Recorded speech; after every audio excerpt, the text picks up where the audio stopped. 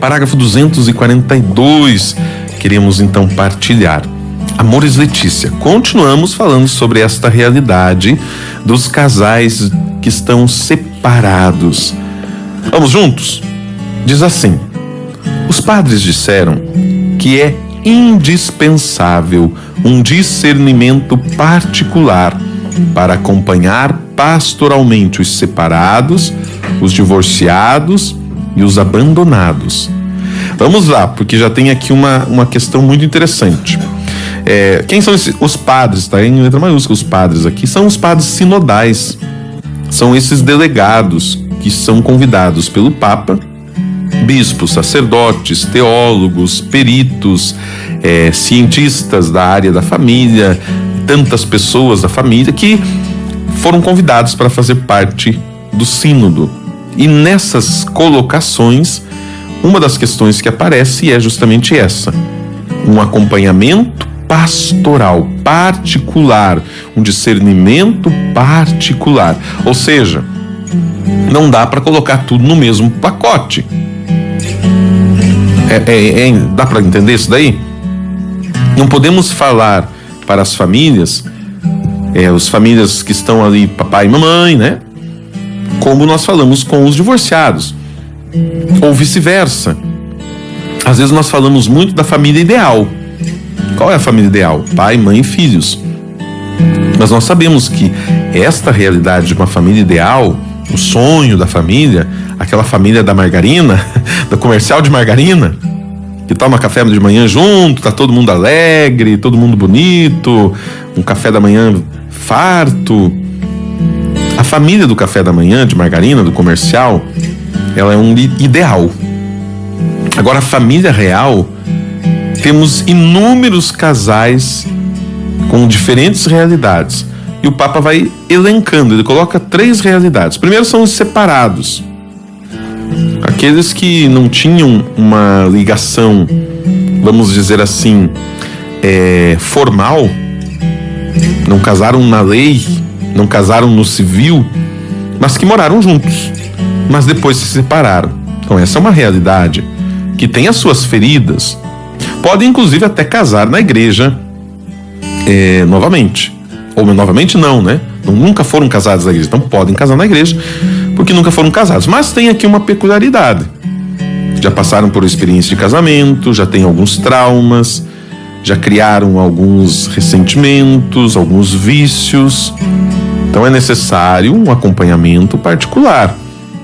Não é o mesmo dado aos divorciados. Aí vem um outro grupo, os divorciados, que são aqueles que já viviam uma relação oficialmente, e às vezes até uma relação que foi vivida também no casamento na igreja, casamento religioso.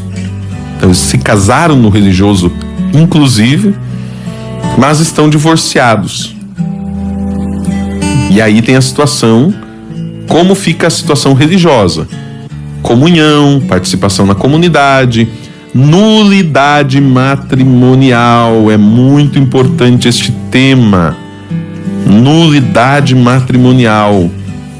Ou seja, casais que casaram na igreja, mas o casamento foi inválido. Pode acontecer isso, padre? Diz o Papa Francisco, numa certa ocasião, ele falou que 80% dos matrimônios eram inválidos. O que é um casamento inválido? São casamentos que faltam os pressupostos essenciais do matrimônio. Que pressupostos são esses, né?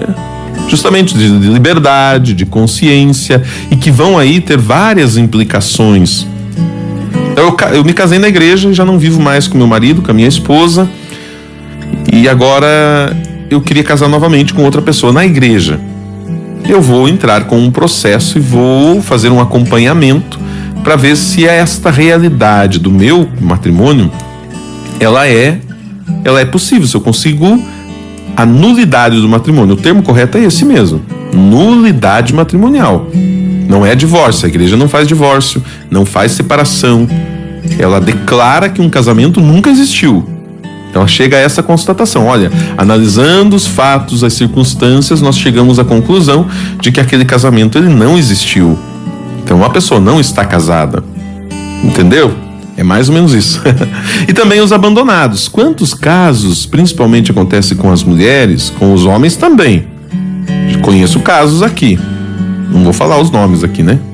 Mas, brincadeira, gente. Mas muitos que são abandonados. Aquela famosa história, né? O pai saiu comprar uma carteira de cigarro, nunca mais voltou. Tem muitos casos semelhantes a esse, né? São os abandonados. Eu acho que eu não vou conseguir dar conta desse parágrafo inteiro hoje. Eu tô na terceira linha ainda, né? Vamos em frente. Aí o Papa diz mais assim: tem-se de acolher e valorizar, sobretudo, a angústia daqueles que sofreram injustamente a separação, o divórcio ou o abandono, ou então foram obrigados pelos maus tratos do cônjuge a romper com a convivência. Então veja, isso que eu sempre falo, gente. Cada caso deve ser olhado de forma específica. Nós não dizemos para ninguém separar, mas tem pessoas que foram abandonadas. E às vezes o que acontece? Isso é muito comum. Se abandona o homem ou a mulher com 3, 4 crianças. Então, até pela necessidade de cuidado dessas crianças, uma segunda união para essa pessoa seria o ideal. Quantos homens que sofrem por aí porque foram abandonados pela esposa, e aí tem toda a casa para cuidar, os filhos, ou vice-versa, que é um caso muito mais comum, né? Quantas mulheres que são abandonadas pelos maridos e ficam ali com 3, 4 crianças muitas vezes, e precisam manter toda a estrutura de uma casa e trabalhar. Então são realidades, são situações. Vou repetir o que o Papa colocou aqui, não? Precisamos olhar aqueles que sofreram injustamente a separação, o divórcio ou o abandono. Muitos se sentem obrigados, é o que coloca o Papa, obrigados pelos maus tratos. Quantos são maltratados? Não dá para suportar. Então nós vamos julgar, nós vamos acolher, vamos tentar entender, aconselhar, encaminhar e, acima de tudo, mostrar que essas pessoas, independente da situação que elas vivam, são amadas por Deus. Não é fácil o perdão pela injustiça sofrida, mas constitui um caminho que a graça torna possível. Muitas vezes o perdão se fará necessário. Mesmo que o perdão não significa retomar o matrimônio. Significa que mesmo que o casal não volte a viver juntos, ele precisa dar este perdão. Vai ser bom para eles, será bom para os filhos. Daí a necessidade de uma pastoral da reconciliação e da mediação. Olha só, gente, eu nunca tinha escutado falar desses termos aqui, mas que são muito interessantes. Uma pastoral da reconciliação e da mediação.